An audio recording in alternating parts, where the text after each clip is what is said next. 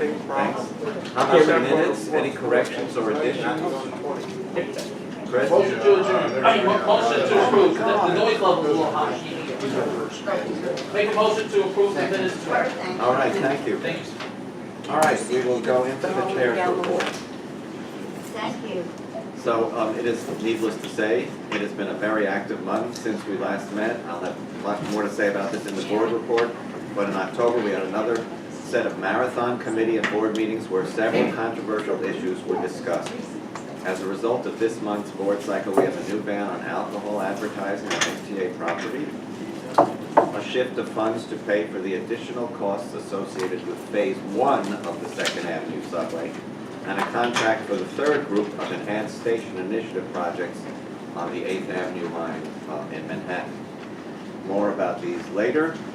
Next week, believe it or not, is the 5th anniversary of Superstorm Sandy.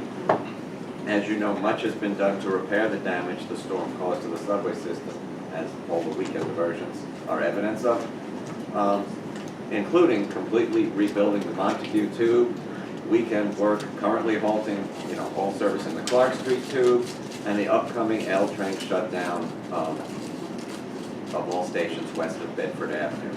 For the last project, the Canarsie Tunnel and the portion of the L line of Manhattan is currently scheduled to close April of 2019 for a period of 15 months, and there are quite heavy liquidated damages if the contractor, who happens to be Judd Lau, who we have other issues with, does not finish on a timely basis. There are daily fees beyond the 15 months. Obviously, completing this work without major transportation disruptions will require a lot of planning and preparation. Everyone has their idea about the best way to get people across 14th Street. I've seen, and across the East River, I've seen so many amazingly different plans. One piece of this preparation is Transit's recently approved plan to spend $150 million to purchase 180 new articulated buses to support this alternate transportation route, which will be basically an SBS type operation across 14th Street. Because of the short time frame until these buses will be needed, the MTA decided to split the procurement into two pieces, with one contract going to Nova Bus for 72 and the other going to New Flyer for 108 buses. In addition to shortening the delivery schedule considerably, the split contract is designed to stimulate competition in contracting for new buses, because we're going to continue to need new buses, of course.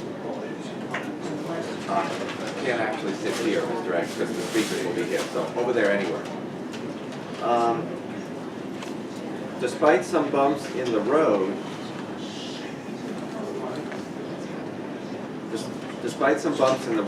which I'll discuss in the board report, the Enhanced Station Initiative continues to move forward. Can you folks come in, or Ellen go out, because we need to shut that door if we could. The 5th time, the last 10.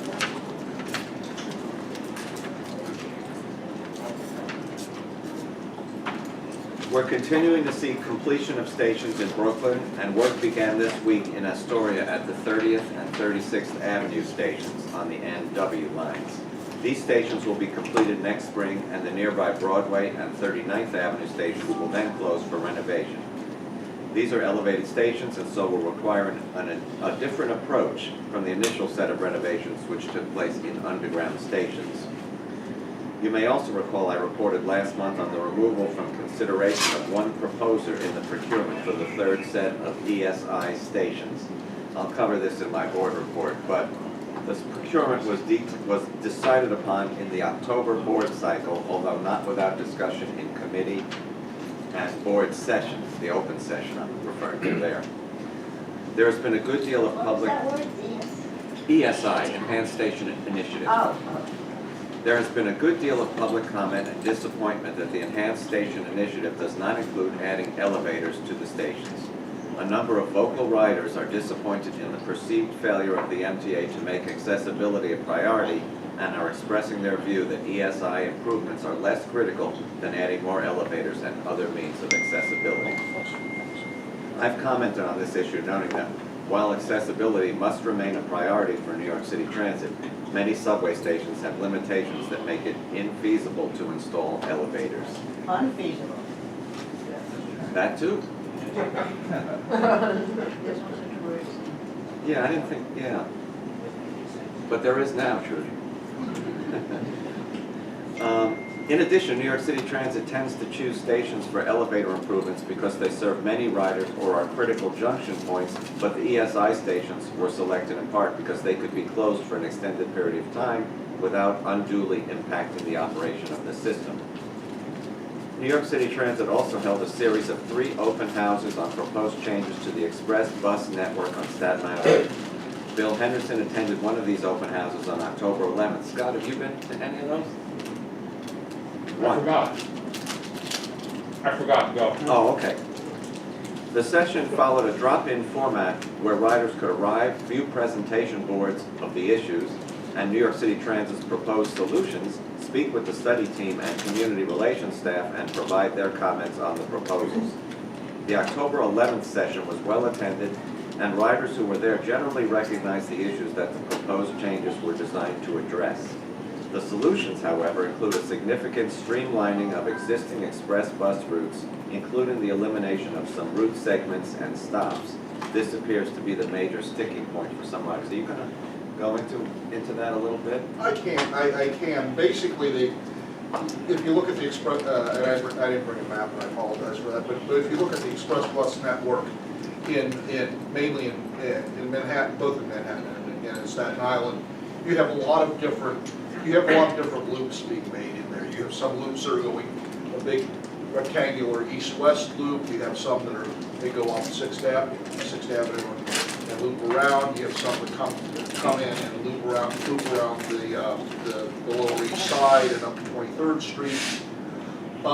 And what's being proposed is basically everything in Manhattan's getting pretty much consolidated into 2 loops, one upper loop, one midtown loop, and one downtown loop. The problem with that is that a lot of people chose their express bus, particularly in places where there's multiple choices to be made, for the reason based on their destination. The reason that it was a block from their work. Now So the route changes are just in Manhattan, not in Staten Island? There's both, but I'll get to the Staten Island. And so people are either going to have to walk, or they'll have to even get on another bus or get on a subway in Manhattan to reach their final destination. And if you talk to express bus riders, there's a significant portion of the express bus riders who will tell you, I take the express bus so I don't have to get on the subway. So that's going to be an issue for those folks. In addition, they are proposing some changes on Staten Island, which are going to basically tighten up the routes. I'll say. Most of the places that were covered before are still covered, although there are a few little curly cues that were taken out of the route structure. But what's happening there more than in Manhattan is a removal of stops. Some of the stops were removed, some of them have been consolidated into new stops, and that's again an issue for some of the people who like to have an express bus 1 or 2 blocks away from their home. Now they're having to walk a greater distance. I think that's really what the negative feedback they're getting is centered around those issues. The problem is that's how they're speeding up the buses, by taking some of these sort of superfluous pieces of the route out of the route and making it more of a direct shot from Staten Island to Manhattan. So it's like the argument on the SPS. If you add more stops you add along the route, the slower your trip gets. And at some point, So what's the difference in running time that we're talking about? Do we know? Yeah, I don't recall what their percentage is, but a lot of what they're trying to do though is it's not so much even scheduled running time. It's eliminating some of the places where delays can happen. Because if you go into Manhattan and you make a big loop, say, you know, across town, you have a real chance of getting delayed there. So are any routes that now go to Midtown being cut back to downtown to avoid traffic, or? No, they're restructuring a little bit, but there's still opportunities to go to both Midtown and downtown. It's mainly where they. It's driving, isn't it driving through from Midtown to Yeah, downtown? it's- where it's- a block that's cut out. That's what's being cut out. What's being cut out. There were routes that arrived came off the FDR, came into downtown, and then went, you know, up the avenues to Midtown, and then had some stops up in Midtown. Those are being eliminated because that was one of the places they were losing a lot of time and getting a lot of delays. But there's still opportunities to go to either Midtown or downtown. And I have to say, this is one of the most forward-thinking planning processes I think they've done to date. With the L line was another example of that. But that they've willing to really relook at the entire bus structure that's been in place for how many years? Well, you know, express buses have been around since the 80s or so. Yeah, I mean, and you know, looked at it in context various- of where people really traveling to and what are these, it was an Did you go to, impressive process. you didn't go to the hearing, did you? No, but So- we went to some of the other. So Bill, did you get any feeling from attending that they're going to take public comment seriously? I think they are to the degree they can and still maintain their goals of reducing travel time and reducing delays. I think The express buses are clogging the streets a lot, and when there's no need to have them do that drive from Yeah, I think it's Midtown to downtown. I think it's important to say there is a lot, even though there's a lot of opposition to removing some of the, Uber and Lyft are clogging the streets. yeah. I Even think though there's that's- opposition to We don't influence removing the them. routes and removing some of the stops, there's also support for it. I mean, it's not that everybody is saying, oh, please leave all the stops you used to have in there. There were a number of people who were saying, yeah, I get it, I get that you can't, you know, I'd rather have my bus make 2 or 3 more stops than get on the Verrazano Bridge than make 17 stops. Yeah. It takes me a long time because we're making all these stops. So there's a difference of opinion. I think, you know, where you stand is determined by where you sit. Where you Was sit. it only about the Staten Island buses? Yes. This is only about Because Staten. I've got questions about the express buses that go up Third Avenue. That's the Staten Island we're talking about. Oh, okay. Those are the ones. Biggest. No, I know that. That's All right, what I let me said. go Yeah, on. So yeah, they're not talking about doing anything with any of the other express buses? No, Not right now. this is strictly limited to Staten Island express buses. No locals, no other boroughs. I think they were gonna complete this process and then, It's sort of a And pilot. then look at the other. Sort of a one. pilot, yeah. and then see where they go from there, evaluate how the first process. So this is like a started. pilot project Yeah. for all express buses? Yeah, it's the first, For yeah. re-examining It's the. like doing the L train on with CBTC. You do one first and see how it works, and then. Yeah. All right, so changes to the subways aren't limited to the stations. The subway action plan continues to move forward with changes in track, signal, and car maintenance, and with New York City Transit hiring to meet the demands of the plan. And anybody that rode the 8th Avenue line last weekend, which was largely out of whack due to the subway action plan, can testify they are working a lot. There were people all up and down the 8th Avenue line last Well, weekend. you're on the action.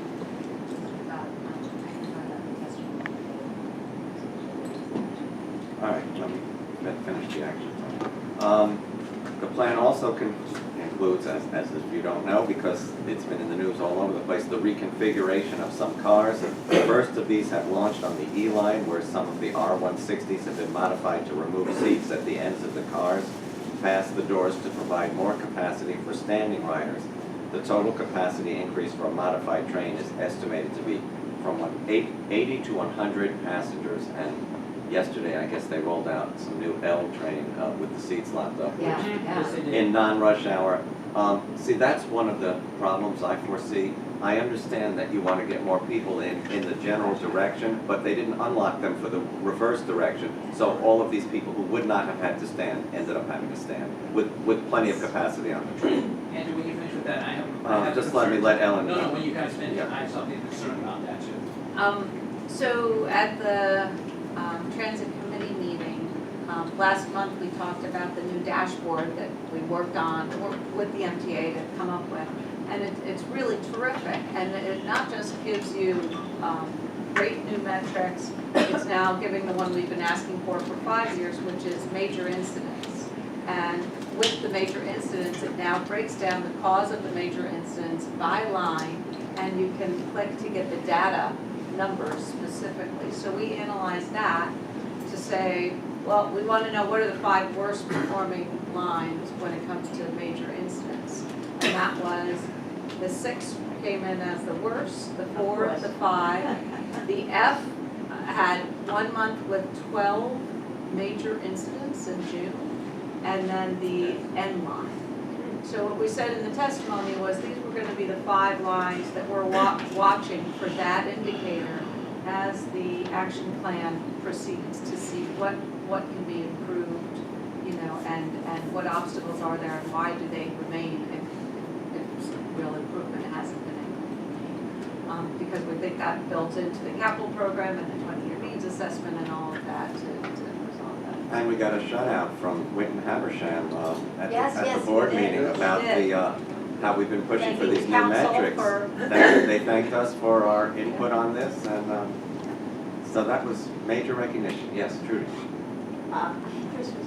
Yeah, I was just gonna wait because there was concern about the L train seat. Thank you, Trudy.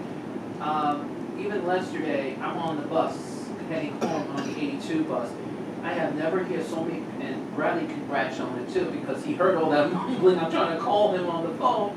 Oh, I thought you meant Bradley was on the bus with you. No, Bradley was on the phone. He barely can hear me. Even with my Bluetooth headphones, he adjusted. Everyone is mumbling and grumbling because if it's not rush hour, why those seats are not folded? And it's very, I'm sorry to have to say this, but the L line sometimes is getting a little laziness. Well, if they want that experiment, which it is, it's a pilot, Yeah. on 3 lines, the L, the E, and the 42nd Street shuttle, which is a 1.5-minute ride and wouldn't be the worst thing. But the other 2 have much longer runs, and why in the reverse direction should, except that it's a labor issue and the crew would have to unlock and then relock it. But other than that, there is no reason in the opposite direction of travel that these seats shouldn't be down. Well, just to let you know, these people are complaining. Oh, I know. And they know and I have to say, it's like you try to have peace and quiet on a bus, you never hear somebody rumbling and rumbling on the bus. So Yes. that's a Well, and very, they don't they get cleaned at the terminals so that, can't they It's do not in that? rush, well, they, you know, if Somebody walks Cleaned through is- them, is- cleaned is- is a, right, Who but puts somebody them, walks who through puts them up? The crew. Is it the crew on the on the train? train. So the crew can be asked or assigned or whatever you want to, ordered to go through and put them down. In the AM rush, where the general direction of traffic is from Brooklyn to Manhattan on the L line, on the trips from 8th Avenue out to Rockaway Parkway, why would you lock the seats up? Yeah, I understand, but that's the reverse. Right. So, can't the crew just, Yes, but they have to be told to do They that. have to be told well, that, and why are they not being? Well, we're gonna write to the new acting president of New York City Transit, Tim Mulligan, and ask why this is happening. Oh, Yes. wait a minute, I know, that was not my question, I just was Oh, following okay. up with it. Okay, now, you mentioned about the shuttle. Why, of all the ridiculous places to do an experiment, where people don't care if they're standing, if they're sitting, or anything else, because it's such a short ride, I mean, I take it all the time to get back and forth. I mean, why did they choose the shuttle for the experiment? Perhaps because it is such a Well, short shuttle's a ride, great it one wouldn't, to do. it wouldn't Because unduly you're not standing inconvenience anybody for that 1.5 minutes. And But isn't the idea to see if people are unduly inconvenienced, how That's why they're doing the other passengers are two. reacting? And passengers on the shuttle are gonna say, okay, I stand in good, it just seems like the wrong place to do But our they're doing the shuttle floor and the and. L, Yeah, right? they're So And they- the E, And the E, Three- so, three there's places. The No, shuttle but needs- I'm just saying, why the shuttle? because you need the Or- capacity Well, they want to immediately see on that the with the shuttle, capacity, what it does to capacity in rush hour. which is the purpose of But I doing thought it. the idea was also for the riding public, the customers. That's why the L and the E filters. I know, but why do, Because we need, I take the shuttle most Yeah. mornings and we need capacity on the shuttles. so that's not an experiment, that is just to, That's something you could get up and running and add the no, but capacity. what I'm saying is, so the purpose of this is twofold. That's what I'm trying to understand. And then why was not it done on the most crowded lines in the whole system, to see how that would work? Namely, as you just said, the biggest problems, the 4, 5, and my line, 6. Why was there not one of those lines chosen for this experiment, to see how the riding public reacts? Why is yeah, it? the L why- has a huge crowding problem actually, but I don't know how these lines were selected. Well, could we find out, please? Thank you. I'm making a formal request. I can guess why Not the yet. E and the L were chosen and not the 6, for instance. Can we request, I know you have an educated guess, but I would like to know, We will ask. please, Sure. and can we get that by the next meeting? Or if you're putting it in writing, send me a copy of the letter, because it's really ridiculous what is going on right now. You just brought it up, on the number 6 especially. Well, it might be a It's getting- conversation. With this EIS thing, or whatever, what is it called? ESI, ESI thing. I mean. EIS, a whole different thing. Okay. Yeah. But in writing. Whatever. Since they, for We'll whatever ask Trudy. reason, We'll ask. service is getting worse. We got it. Yvonne and then Bill. Are you saying that they're only going to free up one end of each car on the E? Or both ends? Because I I've think- been on the E, blue, where it's both ends. Yeah, I think it's they're both doing ends. both ends. Yeah. I thought you were saying going and coming, sir. No, when I said going and coming, I meant direction of travel. Yeah. So, So when they lock them up, Yeah. it should be in the predominant direction of travel. It shouldn't be in the opposite direction of travel. All seats should be available in the opposite Yeah, direction. these are different programs. There's some that they just fold, they can fold the seats up and lock them. And then there's some that the seats are going away completely. Right, right. well, in the E, it seems to be. Yeah, that's the, Yes. Putting them up. the, Bill? With respect to Trudy's question, are there any, or are there sufficient B division cars to even do an experiment at this point on the, The new cars for the L line the cars for the L line that Not the L. are actually new cars. Yeah, I know, my question has to do with cars to run on the IRT, on the B, I'm sorry, I She said. said B division. Oh, Yeah. Oh, that's a good question. I would Because doubt they it. are short cars. Well, I doubt it too, which is an awfully good reason for not doing it now. Yeah, and I think the reason for the C and the the E and the L is that those lines serve just 2 boroughs. A line that goes from the Bronx to Brooklyn, I just don't see how, because then the predominant direction of travel would vary by which borough you were in, and that would be a real problem. So that's why I think they chose the E and Yes, the L.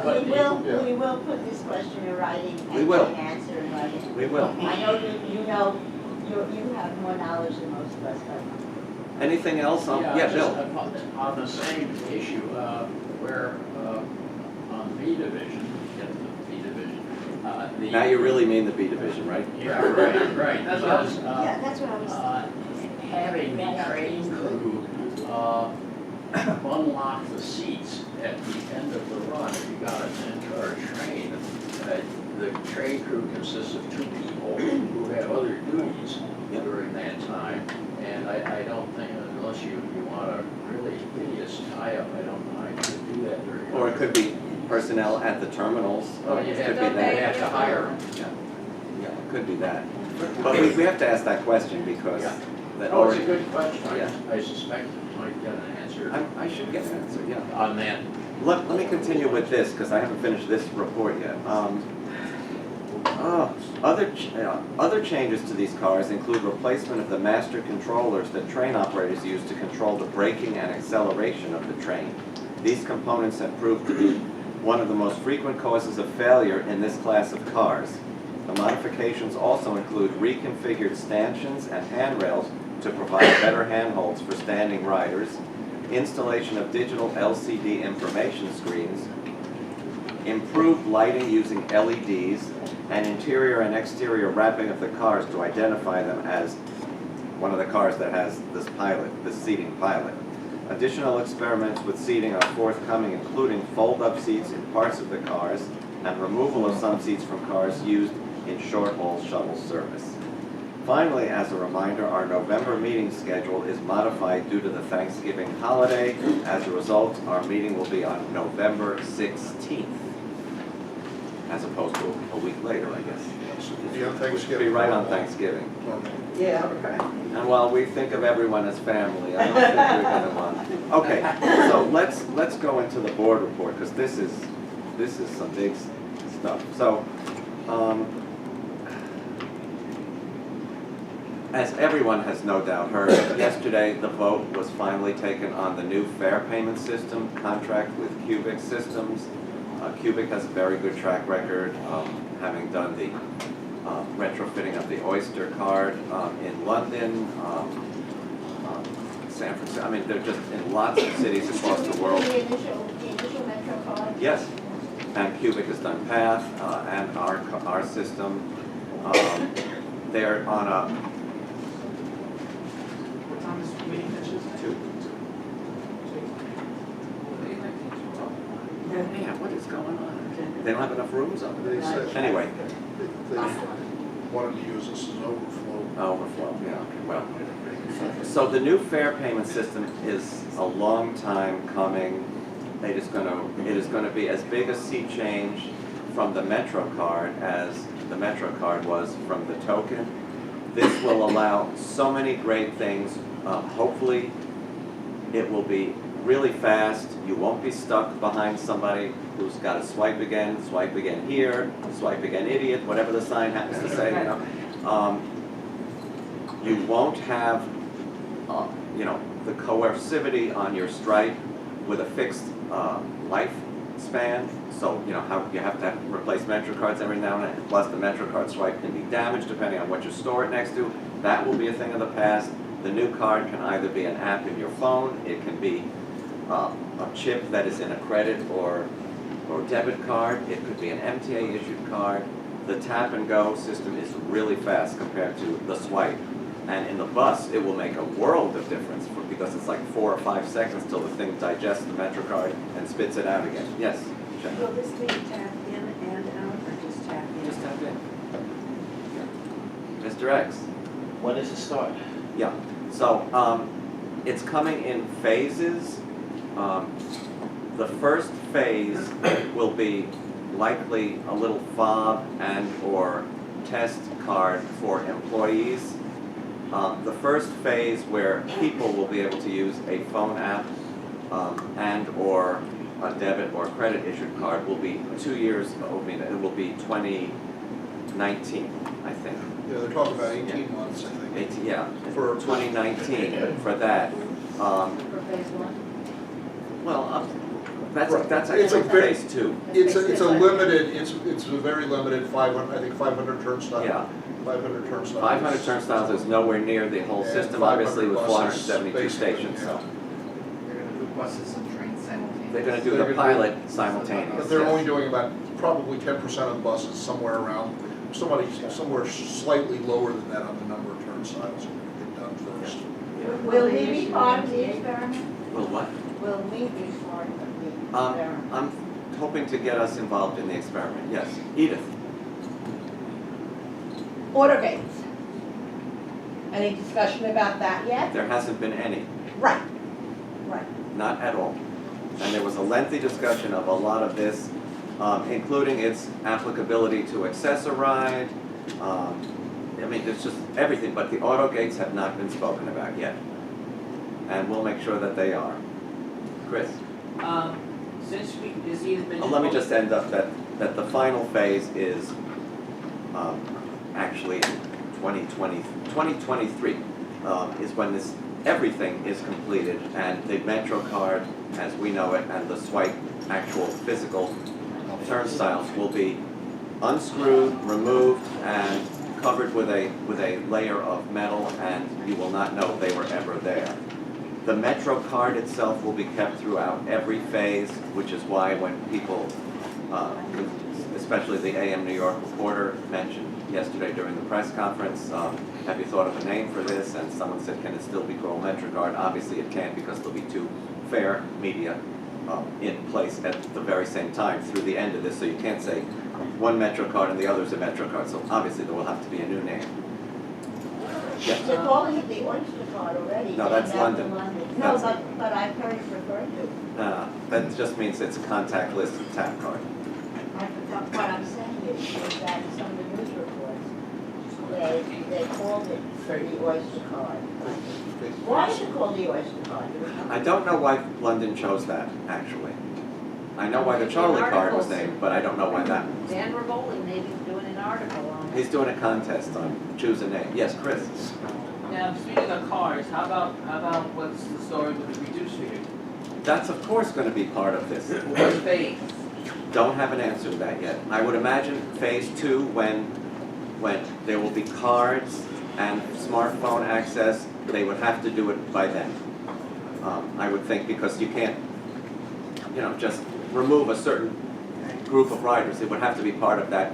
Because the concern is, as I've been hearing for the last couple of days, people are concerned, what are they gonna do with the reduced fare? And I look at them like, guys, they didn't even talk about it yet, Yes. let's calm it down. Of course it's part of this. And I forgot to mention a very important piece of the new fare payment, which is it will allow seamless transfers between all parts of the MTA. So Long Island Railroad to Subway to bus to Metro North, all will be in this card or phone app. It means that the- Which means you can have new fare options, which could not be done with our current fare medium. So, You'd like off-peak fares, there could be all kinds of things. so like example, just to add that question. Reduced fare for, Andrew, let's say this, if I took the 405 downstairs, we're just using the 405, let's say I'm heading to Brooklyn to take the Long Island Railroad. That means it will go from that transfer and we'll take whatever the price is for that transfer, or it's a free transfer. it depends how you've loaded your card, which you will also be able to do from your own computer. You won't have to go to a machine, although machines will be still available. Extra option. What this will also allow is all door boarding of our ticks. You'll be able to tap something in the rear and it'll acknowledge that you've paid, which makes obviously bus riding much faster. That is, yes, Stuart?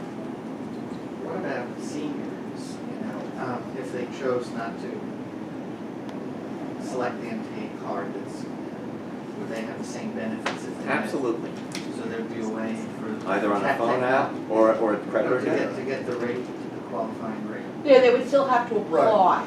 Yeah. I mean, like currently. And it would know their instrument is. You put in your social or whatever and they would know. Right, you would have to register, You have to. you would have to register. register the account and probably put in an ID number that's linked to your credit card or to your phone app or whatever No, you're using. Bill, that's not the issue. A lot That of was the people question. who are seniors are eligible for reduced fare and have never done